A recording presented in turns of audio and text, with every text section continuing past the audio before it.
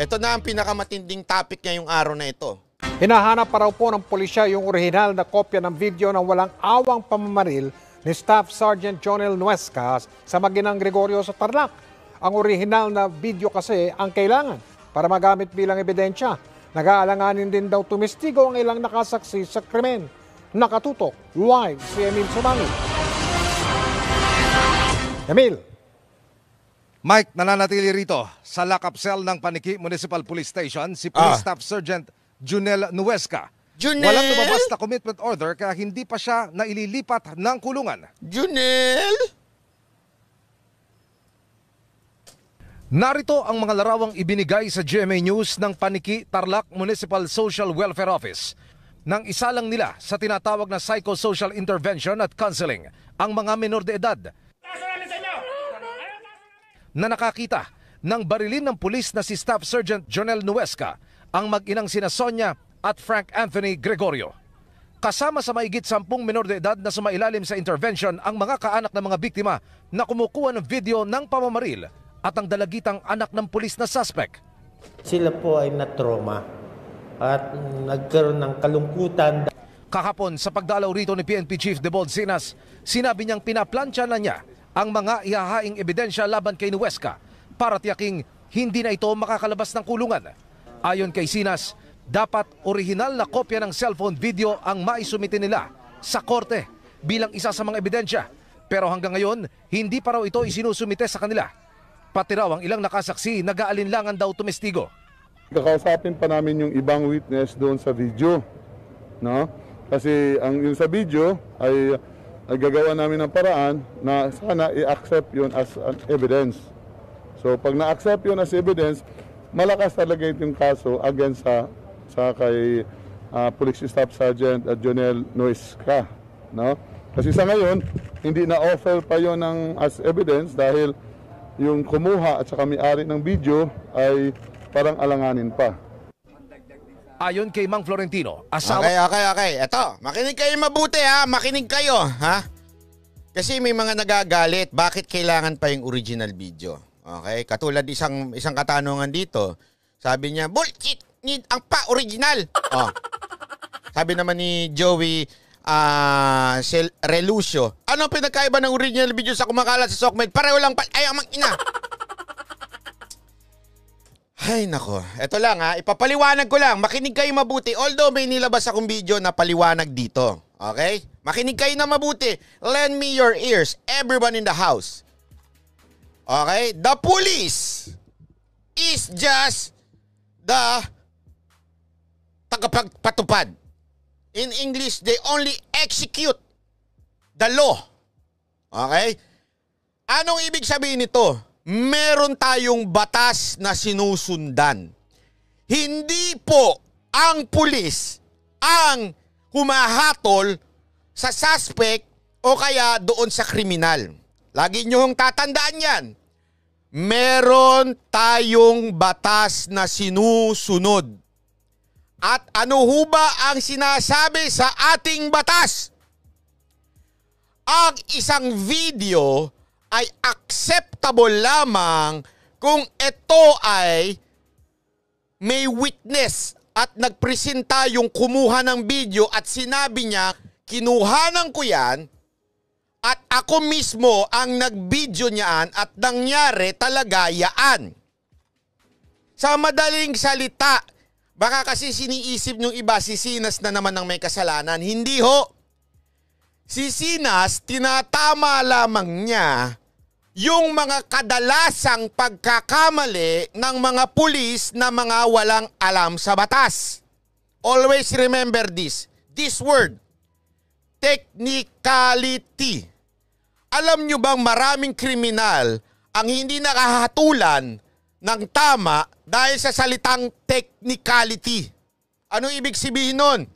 Hindi sinunod ang procedure kung papaano magpasa ng ebidensya at mga pagkasunod-sunod ng pagkakulong ng isang kriminal o suspect sa lagay na ito. Dalawa ang pagdadaanan ni Sergeant Nuesca. Una, administrative case, which is ang maghahatol niyaan ay nasa executive branch. Okay? Siyempre, ang PNP chief na sinigurado namang matatanggal dahil si Pangulong Duterte nagsabing tanggalin na yan, wala bla bla. Pangalawa, criminal case. Etong criminal case, hindi ho ang pulis ang magdidesisyon yan. Judge. Kaya dapat tama ang pagpresenta ng ebidensya. Yan ang kadalasang kasalanan. Minsan intentional, minsan hindi. Intentional, tinotolongges to mga nag-iimbestigang pulis. Okay? Pero, meron naman talaga, mahina lang yung utak ng pulis na nagpresenta o hindi niya sinunod yung procedure. Kaya ang nangyayari, napapakawalan yung suspect. Ano ho ba ang importante dito? Tandaan ninyo, ang video, kailangan yung nag-video, magpresenta siya sa korte bilang ebidensya at sasabihin niya, ako ang kumuha ng video, nakita ko yan, akin yan, at nagpapatunay akong totoo yung video na yan. Pag walang ganyan, yari ka sa technicality. Remember, okay? Makinig kayo mabuti, ha? Ang mga abogado, napakalupit niyan. Tandaan mo, magko-cross-examine yan. Hindi lang yung basta-basta na, may suspect, tama yan, nakita naman namin lahat eh. Ano ba bang hinihingi ninyo? Hindi pa ba obvious yan? Pinatay niya? Oo nga, obvious yan. Pero remember, in court, it's not about emotion. It's not about, galit tayo kasi sa pulis na yan eh. Dali make myself clear muna. I will make myself clear. Gusto ko yung pulis na yan bitay. Rogelio J.R. Burlat, salamat po, Burlat. Pero kailangan tama. Kasi nga, remember, ano yung sign ng mga judge? Yung kanalang logo. Yung nakapikit yung mata, ay nakapikit na tawag doon, nakatakip yung mata. Tapos merong ganun. Diba? Na tinitimbang niya. Ano ibig sabihin nun? Ang ibig sabihin nun, hindi through emotion. Hindi through kasi ito, kawawa naman silang mag-ina. Hindi ganun. Ang judge, nag-judge siya according to the evidence presented in court. And that evidence should be on procedure. Kung hindi, ang tawag dyan, yari ka, technicality. Walang sala yung tao. Nagigets ninyo? Kaya nga, ang dami nagtatanong, bakit? Mayroon na itong dalawang homicide case, bakit na-dismiss? Hindi nyo ba naisip yun? Kasi nga, madadali sa technicality. Kaya nga sinabi ni Sinas nakita nyo? Si Sinas wais Sinabi ni Sinas, pag ikaw, nandun ka sa krimen at nangyayari at nagbibideo, mag-ingat ka, baka madamay ka. At pag nadamay ka, isipin nyo to what if lang, balik tayo sa senaryo. Yung sarhento, sira ulo nun, di ba? Pinatay nga yung babae, at saka yung nanay, tsaka yung anak nang walang ka, walang ka, talagang bam! Tapos, inulit pa at wala, hindi siya po, parang alam mo yun, parang, ano ba ito, sinapian ba ito? Bakit ganito to? Kung naisip niyang barilin din yung witness, lahat ng witness doon, wala na magte-testify. Di nakawala siya. Kaya nga sinasabi ni Sinas, kung talagang gagawin mo yan, lumayo ka. Kuhanan mo from far, i-video mo, tapos mag-testify ka. Mag-ingat ka kasi pwede kang balingan. Kung mautak lang yung kriminal, di pinatay niya na rin yung witness. Pag walang witness, wala. Unless meron yung mga DNA, ganyan-ganyan. Pero alam naman natin sa atin, ang pinaka most reliable in court, siyempre yung witness. Ngayon nga ayaw pa. Bakit? Kasi nga trauma yung mga bata, yung mga nakakuha. Ayaw pa nilang mag-testify. Even if paulit-ulit, papakita rin natin sa news na sinabi ni Sec Anyo ng DILG na poproteksyonan sila.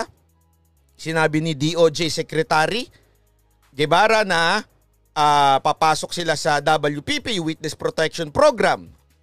So ginagawa ng buong pamahalaan, okay, ang lahat para makonvict yung tao na si Sergeant Nuesca.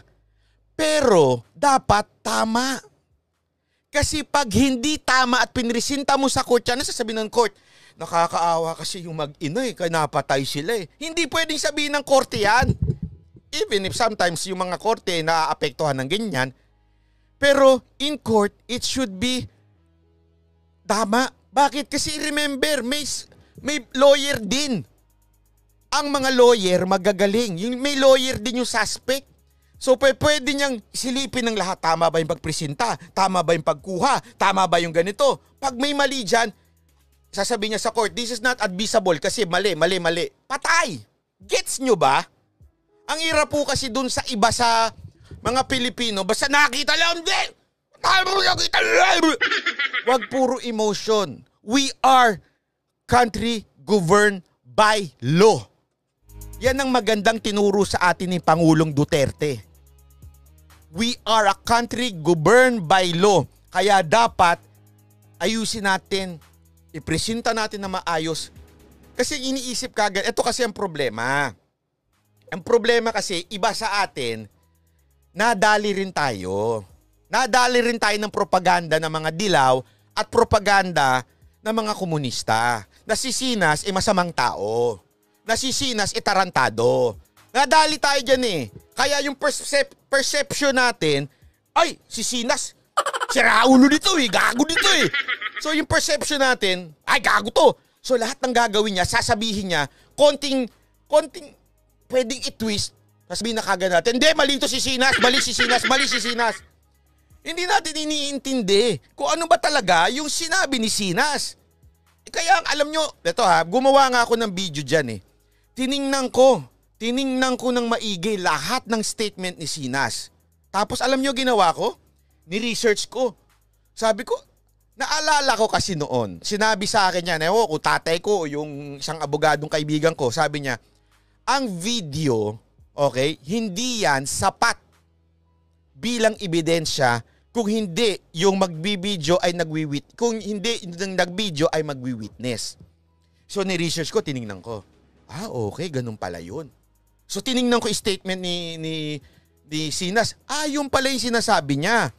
So to double check, tinawagan ko isang abogado na napakagaling pagdating sa criminal court. Magkaiba yung criminal court, remember Huwag ko tayo magmagaling. Rogelio J.R. Burlat, salamat po Watching yun, hinihingal ako.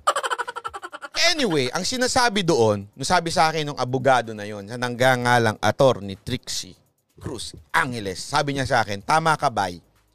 Tama na ang isang video, pag hindi nag-witness yung kumukuha, ay hindi yon katanggap-tanggap sa korte. So sabi ko, talaga? Tapos tama ako. Tuwan-tuwa pa nga ako. Tama pala ako. Sabi ko, tama ako. Sabi ko, ganun sa kanya. Kaya tama yung sinabi ni Sinas. Diba? Kaya nga dapat wag tayong, sorry for the term, pero wag tayong tatanga-tanga. Wag tayo yung basta mapapadala lang. Mag-isip tayo. Ito nga, tingnan nyo Ito pa. So, sabi ko, okay. Ito biglang may lumabas. Ito naman, panoorin natin. Tingnan nyo sinalungat, pero may explanation. Panoorin muna natin. Sapat na ang video at di na kailangan ng mga testigo para mapanagot sa kasong administratibo si Police Senior Master Sergeant Jonel Nuesga ayon po sa PNP Internal Affairs Service. Nasa frontline ng balitang yan si Maran Enriquez. Nandun na sa kulungan yung pulis, ay terminate na rin namin siya para mapabilis. Ito ang kasiguruhang ibinigay ni PNP Chief Debold Sinas sa mga naulila ng mag-inang Sonia at Frank Anthony Gregorio. Sa kanyang pagbisita sa burol ng mag-ina sa Paniki, Tarlac, sinabi ni Sinas na pananagutin ng PNP si Police Master Sergeant Jonel Nuesga sa administrative case laban. Bakit administrative case yung pananagutin? Kasi yun yung jurisdiction lang nila. Okay? Ibig sabihin, yan yung pinakakakayanan lang ng PNP chief panagutin sa administrative case. Ano yun? Si BAC. Ibig sabihin ng si BAC, wala lahat. Walang benefits, wala lahat. Yan lang yung pwedeng gawin ng PNP chief bilang PNP chief. Okay? Iba yung administrative case sa criminal case. Ang criminal case, dyan nagkakasubukan ng abogado. Sa kanya, sa aspeto naman ng criminal case na 2 counts of murder, mas magiging malakas daw ang kaso kung haharap bilang witness ang 16 anyos na kumuha ng video. Malakas na yung kaso, di ba? Yung witness, ang kinukonvince na lang po namin ay yung kumuha ng video. Kasi yung video talaga is magandang ebidensya talaga yun. Tapos yung babae, yung 16 years old doon, kilala naman yung sino yun, nakausap ko na, kausapin ko lang yung lola nila, kailangan magbigay talaga para malakas po ang kaso natin. Dagdag ni Sinas, isa sa ilalim din sa Witness Protection Program. Okay, kasi ang pwede mga ebidensya dyan, yung mga taong nakakita. Okay? Ang issue kasi dito yung video. Yung mga tao namang nakakita ng witness is an evidence na yon. Okay? Pero ang sinasabi ni Sinas, para mas malakas ang ebidensya na talagang walang beyond reasonable doubt sa korte, yung video. Kaya kinukumbinsi nila yung kumuha, na ilabas yung original, ipakita sa korte, sabihin, ako ang kumuha niyan. Tapos ang laban.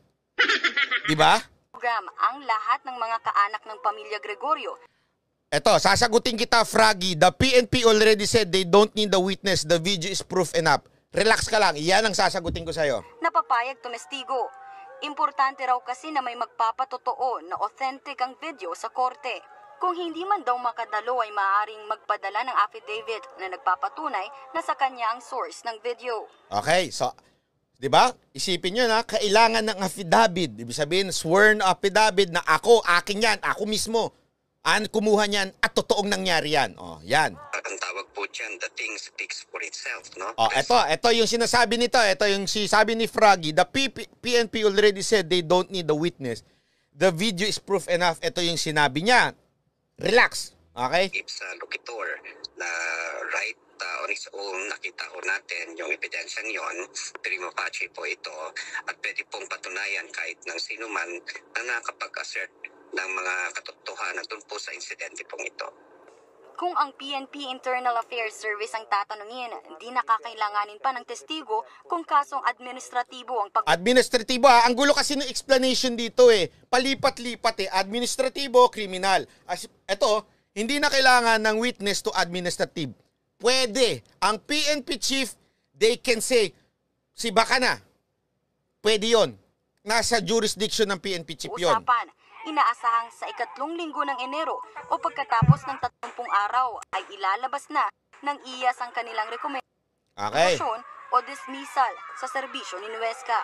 Sabi ng decision ng Supreme Court, ang video, ang picture, speak 1,000 words. Remember ito sinasabi niya sa Supreme Court, picture 1,000 words, ang pinag-uusapan dito ay administrative case. Okay? Iba yung criminal case. Hindi na kailangan na may testigo because Okay? So balik tayo dito sa sinasabi ng iba. Itong res is sa lokataputer. Mga ganyan-ganyan niya. Okay?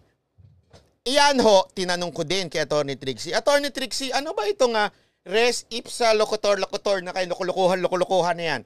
Okay? Ang sagot ni Atty. Trixie ay ito. I will quote you. Okay? Ang mismong sinabi niya ay, ang prima facie hindi pwede sa court. Posibleng tanggapin sa fiskal. Ano yung fiskal? Yung sa prosecutor. Pero for probable cause lang yun. Ibig sabihin nun, probable cause. Ikaw yung fiskal, yun yung unang pinapasahan Ako yung fiskal, sasabihin ko, okay, hindi ko na kailangan ng witness. May probable cause na. Meron ng dahilan para isampay ang kaso na yan. Parang ganun kasimple. May video, may pinatay. Mukhang okay na ito, ipasa nyo na. Okay na ito, sampahan nyo na ng kaso. Ganon ang dating nun. Dahil mabigat ang evidentiary requirement ng criminal case, ito sagot ni Atty. Trixie ito hindi tatanggapin yung video without the testimony of the person who took it and authenticate it. Malinaw? Kaya nga sabi ko nga sa inyo paulit-ulit, mag-research ho tayo. Yun ang importante. Huwag lang ho tayo basta-bastang naniniwala sa mga taong nagsasalita. Alam nyo, isang bagay kaya ko tinanong ito kay Atty. Trixie. Si Atty. Trixie kasi magaling sa criminal case, mga criminal court. Yung mga pulis na, ang ano nga niya, kinakatakutan daw ito ng pulis nung panahon niya. Na talaga Kasi kabisado niya kaliwat kanan kung ano yung ilulusot ng pulis at ikaka-convict ng pulis. Sila ni Attorney Ahmed. Sa totoo, si Attorney Ahmed ang humawak at saka si Attorney Trixie humawak yung kaso ni Mocha sa ombudsman. Nagtay si Trillanes eh. Okay? So ano ibig sabihin? Lahat naman ho tayo gusto natin makonvict yung tao. Kaya nga, dapat gawin natin ng tama. Huwag basta yung puso ko. Ngayon, ang tanong, paano? May nagtanong dito kanina, paano kung hindi mag-testify yung kumuha ng video? Ulitin ko, it is not just the evidence, yung video. Meron pang iba. Witness. Yan yung sinasabi ni Sinas dito. Marami pa namang ibang ebidensya. Pero mas malakas, sabi nga, mas shoot sa banga kung yung nag-video, nag-testify, inauthenticate niya yung video niya. Naintindihan natin? Ang hirap po kasi, yung iba, basta lang makahirit. Ang hirap kasi nung iba, alam mo yun, syempre, bakit ganun? Bakit ganun yung lumalabas? Natural. Yung mga, sinasabi ko nga sa inyo, galaw ng mga propagandista ng komunista ito. They have to steer hate. They have to plant hate sa tao against the police. So ngayon, tinatarget nila si Sinas. Pag na-target nila si Sinas, people will hate the police, the PNP, the entire institution. Sira na dito eh. Kailangan na lang nilang sirain yung head. Remember, they are good in propaganda. So, hindi naman nila alam, hindi naman tatanungin ng mga tao, ano ba yung latakur na yan? Ano ba yung mga evidence? Wala. Ang iisipin kagad ng tao, ay grabe si Sinas, oh. Sama ng ugali ni Sinas. Si Sinas, masamang tao talaga, ayaw niya mag-video. Ganyan. Siyempre, ito mga komunista, kakuntsabahin naman yung mga media. Ito na mga media, pag nagsalita, twisted na, talagang iba-iba na. O ikaw namang tatanga-tanga, ay sabi ni ganito, oh. Oo nga, grabe na ang bansa natin, kawawa na mga kababayan natin, mga PNP, mga siraulo na. Pati yung PNP chief natin ay walang nang kunta. Talagang ayaw na mag-video, kawawa na tayo. O, di ba? Ano sinasabi ngayon ng mga propagandistang mga komunista? Oo, kawawa na kayo, kawawa. Wala tayong kalaban-laban sa mga nasa otoridad. Ang mga meron ng criminal, mga ganyan-ganyan, mga criminal in uniform. Oh, ano pa sinasabi nila? There's a culture of killing. Oh, stop the killing. Oh. Tayo naman, ay oo nga, tama nga. Bakit ganyan ang ating PNP chief? Oh. Waji Marites, Merry Christmas at lahat ng mga nasa Pinas. Ingat kayo lagi dyan. Don't forget to use mask, face shield, always special pride in New York, second God bless. Nagigets natin. Pakulang ko lang, barat bay. Halimbawa, wala yung video tapos wala rin magtestigo. Paano yun? Wala. Ewan ko, di ko alam. Kasi tandaan natin, marami namang way ng evidence, di ba? Remember, may mga DNA pa yan. Kung sakaling may dugo yung marami. Okay? Maraming way to have. Ganito yan. Always remember this. Makinig kayo ha. Ang burden of proof wala doon sa suspect na andito doon sa pinatay. Sino kayo nang pumatay? Patunayan mo sino ang pumatay. Hindi pa pwedeng, kasi, di ba, ito nga, alam nyo ba, yung, di ba, sa pag wala yung body, ang hirap patunayan na pinatay ni ganito si ganito? Kasi wala yung body. Paano mo masasabing may patay kung wala? Nag-disappear kasi si ganito. Hindi mo masasabing patay na yung tao nang walang body. So, kailangan may body yan. Kaya nga abogado ang makakadiskarte niyan. So, ano ba yung mga ebidensya na ipipresenta na talagang pinatay ni ganito, si ganito? Marami. Although, ulitin ko, malakas naman. Tulad na sinabi ni Sinas, malakas naman yung ebidensya. Pero para shoot sa banga, mas magandang itong nag-video tapos na usapan. Ganun lang kasimple. Pag itong nag-video, inauthenticate lang niya, which is sa tingin ko naman mangyayari, dahil inassure naman siya ng gobyerno natin Okay? Na lahat ng protection ibibigay. Okay? Lahat gagawin. Kaya nga sinasabi ko nga sa inyo, sana lang, bago ho tayong humusga, tanong muna tayo sa ibang mga tao. Yeah, we need to know about the law. Marami kayo sa ating ignorante. Oo nga kasi nga, ang ginagawa sa atin, ayan, ballistic exam, correct, tama kayo dyan. Yun nga yun, yung mga DNA, yung baril, yung basyo, ang tawag doon, yung basyo, yung baril, kasi may titingnan yan. Hindi ko nga alam paano nila nagagawa yun. Ang galing-galing nila, no? Yung bala, malalaman nila kung galing doon sa baril, tas yung baril, kanino ba nakarehistro, marami. Okay, depende yan sa galing ng mga abogado. Ulitin ko, ang abogado, eksperto yan, na kahit may kasalanan na, kaya nilang palusutin. Kaya nga sila naging abogado eh. Yan ang expertise nila. Ito namang isang magaling na abogado din, dapat din niyang patunayan. Kaya nga ang sabi ng korte, di ba, beyond reasonable doubt. Sa Tagalog, walang kaduda-duda. Yun lang kasimple yun. Marami din naman nakakita sa nangyari. Oo nga, kaya nga, yun, ano yun, mga witness yun. Kaya sinasabi dito, malakas naman. Malakas naman, pero sinasabi lang na sana mas mag-testify pa yun para talagang, alam mo yun, pag nakita ng wala na, tapos na, usapan. Paano yung abogado? Maring kunwari lang, si Tony Palsis yun, Patay dyan. Malupit yan. Sabi ko nga sa inyo. Pero yan, very na yan. Masyado na lang nilang nilalaro. Masyado lang nilang, alam mo yun, masyado na nilang, obvious naman na makakasuhan to. Kaya lang kasi iniiwasan. Kasi isipin nyo to yung Sarento, 2 homicide ang nalusutan niya. O, isipin mo, paano niya nalusutan yun? Paano niya nalusutan yun? Kaya nga, di ba, i-remember, sa bansa natin, hindi na naman natin mapapagkaila na may babayarang, hindi ko sinasabing lahat ulitin ko, hindi lahat. Mula pa lang sa prosecutor, binabayaran na yan. Paano yun? Hindi makakalusot. Pero pag ito yun ito yung mga Rex Mandia, salamat po. Uy, from Wales, salamat po. Ito nga yung mga tipo ng kaso na sobrang, yung medyo alanganin pa, sa prosecutor pa lang, pinapatay na yan. Doon pa lang sa bagsak na yan. Depende yan sa galing ng abogado. O kaya naman, sa galing magbigay doon sa prosecutor. Doon pala, sa piskal. So, sa piskal pa lang pwede nang malaglag yan. Okay? Pero itong kaso na to, malabong malaglag sa piskal. Kaya yung mga piskal dyan, sure naman ako, especially it's, may public, may public pressure na. Kung ikaw naman piskal, dismiss mo yan.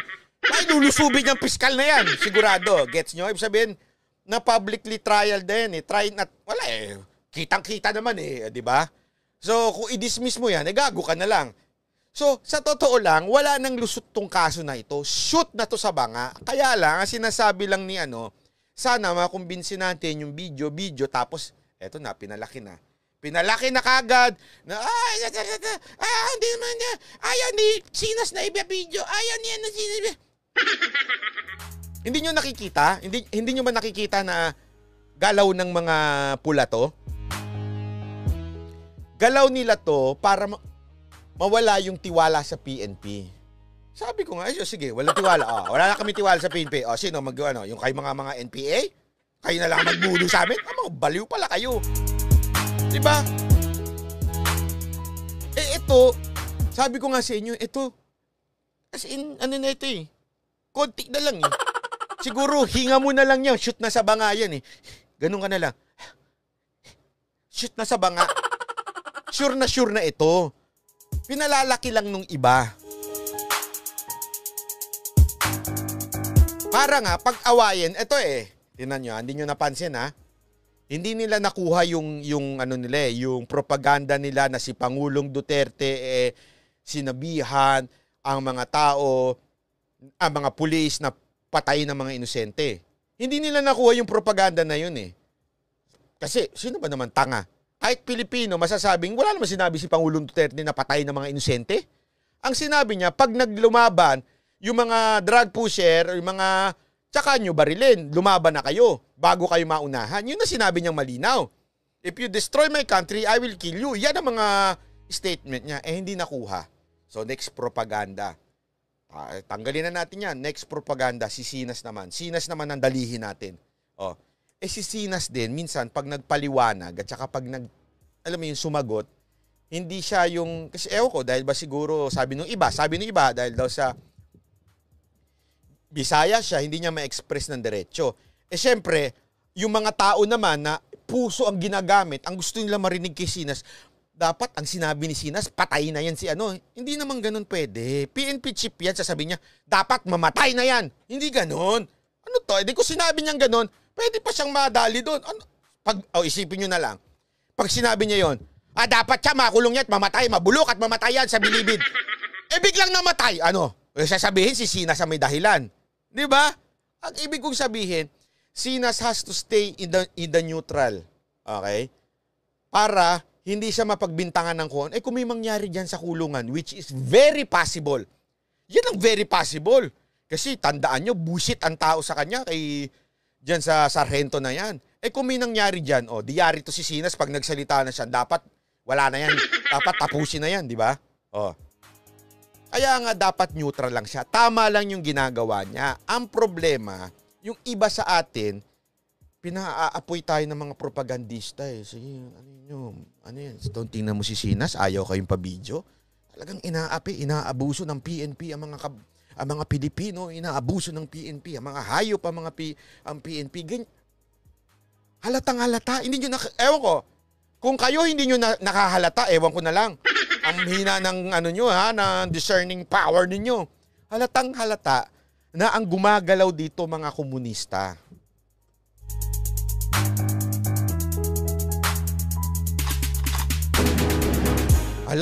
True human 71 pero umamin na at sumuko na ang suspect kaya kahit hindi makuha yung original video may kaso pa rin. Marami ring ulitin ko, paulit-ulit na ako, ha? Sinabi ko naman hindi lang yung video. Paulit-ulit na ako.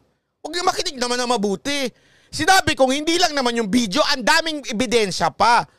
Ang sinasabi lang, yung tanong tungkol doon sa video ang sinasagot ni Sinas. Ano ba?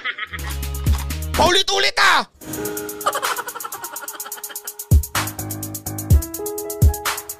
Ulit-ulit.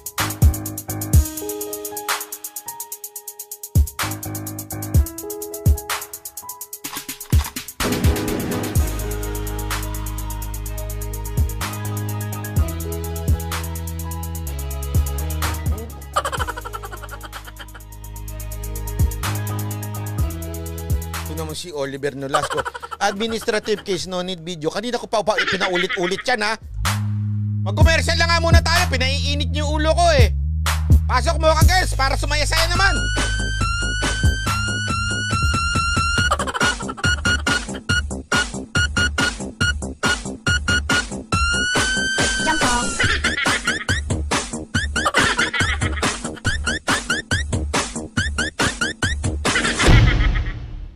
Alam nyo kaya ako sa totoo lang nung binabasa ko tapos tinitingnan ko yung mga reaction, tinatawanan ko talaga. Makikita mo talaga dito, ay tanga talaga siya. Ito isa pang tanga. Alam mo yun? Kasi ang issue dito yung video na tinatanong ng mga media. So sinagot lang ni Sinas, ito dapat dito. Siyempre, remember this ha. Ang media kasi, 100 yung sinabi ng tao. Ang haba, ilang sentence yun. Mga 3 oras siyang nandun, nagsasalita. Sinasabi niya kung anong mangyayari. Yung media, hahanap yan ng issue para i-sensationalize. So hahanap siya na medyo controversial. Ayan. Okay yan. Mag-ingat pag nagbibideo. Halakin natin, sabihin natin, sinabi ni Sinas, huwag mag-video. Ikaw naman, tatanga-tanga, galibol. Sabi ni Sinas, wag nga mag-video. Si Sinas, ikaw naman. Oo nga. Bakit ganun? Bakit di doon? Siyempre, patong-patong na yan. Kinuwento ni ganito, napanood ni ganito, ay, tanga lang. Doon mo makikita, sabi ko, ay, tanga. Hindi nakikinig, yun ang problema sa atin Hindi tayo nagre-research.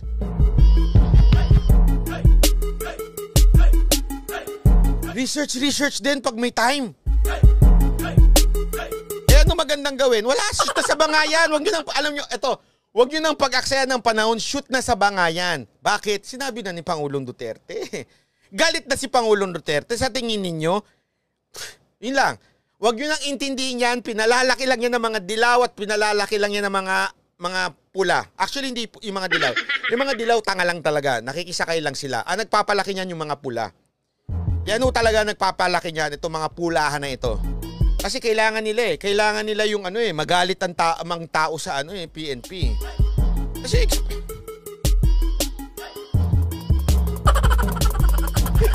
sabi nito, paki-explain po uli ko anong kaso. Ewan ko sa inyo. Kasi sanay na ho ako dyan. Kaya nga meron niya akong tinext na official eh. Sorry pero tinext ko. Kasi nag-react siya kay Sinas. Nag-init ang ulo ko. Sabi ko, huwag kang react ng react. Hindi ko sinabi na, pero nasa isip ko lang. Sinabi ko, boss, for your info po, walang sinabi si Sinas na huwag mag-video. Kasi yung mga mga ulol din kasi talaga yung mga media. Ang gagawin nila, sinabi ni Sinas mag-ingat sa video, magpagbibideo. Iti-twist ngayon ng media. Sasabihin nila, magtatanong naman sila sa mga opisyal. Eto na mga opisyal, busy sa kakatrabaho. Tatanungin nila. Sasabihin nila, sir, ano masasabi nyo sa sinabi ni Sinas na mas magandang hindi mag-video? Twisted na kagad. Wala naman sinabing mas magandang hindi mag-video. Sinabi mag-ingat, mag-video. Pero twisted na yung tanong. Ano sagot mo? Ikaw, tanga, hindi naman sa tanga. Busy ka. Busy ka na hindi mo inaalam yung totoong sinabi ng tao. At ang tanong sa'yo, sinabi ni Sinas daw, mas magandang wag mag-video. Ang sasagot mo, para sa akin, mas maganda mag-video. Tapos i-quote ng ganun. Papang! Tapos dito, papang! Sinas, mag-ingat sa video, wag mag-video. Nakalagay naman dito yung quotation ng isang government official. Para sa akin, mas gusto kong mag-video ang tao. Nag-aaway na ngayon sila. Kaya nga tinext ko yung official na yung sinabi ko, please, boss, wala akong sinabi si na ganito. Kasi tinatanong kayo. Kasi sanay na ho kami dyan. Bakit? Natutunan ko yan nung panahon ni Mocha. Alam ko yung post ni Mocha eh. Siyempre, admin ako ng Mocha Usang Vlog eh. So, alam ko yung post. May post si Mocha about this and about that. Okay? Tapos, iti-twist ng media. Tapos tatanungin nila yung mga senator. Napansin niya? Iba yung tanong sa senator, iba yung sinabi ni Mocha. Tapos itong senator, babanatan ngayon si Mocha. Kasi akala nila yung sinabi ni Mocha yung tinanong ng media. Na iba. Talagang kaya pinasabi ko, Mox, text mo yung senador, sabihin mo, sir, hindi ko sinabi wala akong sinabing ganyan. So, tinitwist nila. Ganyan ho ang mga media para mas pag may away, may traction, sensationalize, may istorya sila. Ano sa Tagalog doon sa mga vloggers? Ay, English pala sa mga vloggers. Anong term yan? May content sila.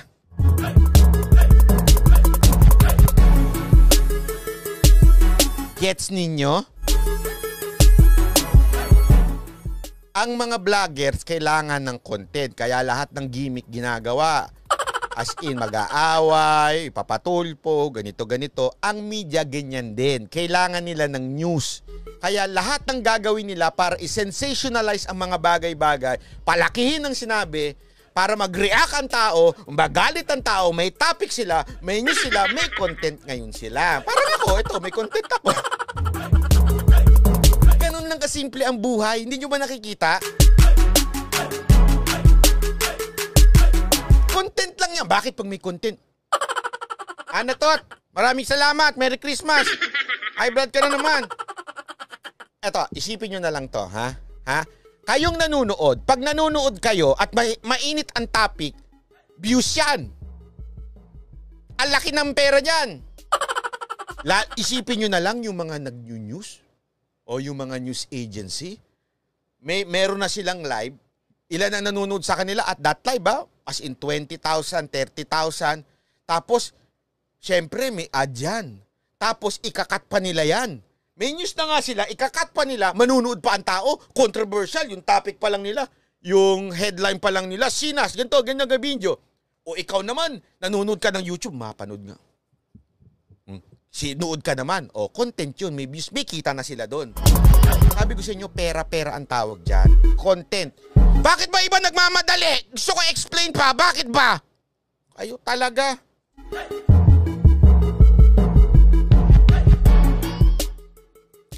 Para sa kaalaman ninyo ha, makinig kayo mabuti. Ang labanan ngayon sa social media ay content. Diyan ang palupitan. Ha? Kaya nga, isipin nyo ha, bakit yung mga hinayupak na artista nagpupunta sa social media, sa YouTube? Bakit?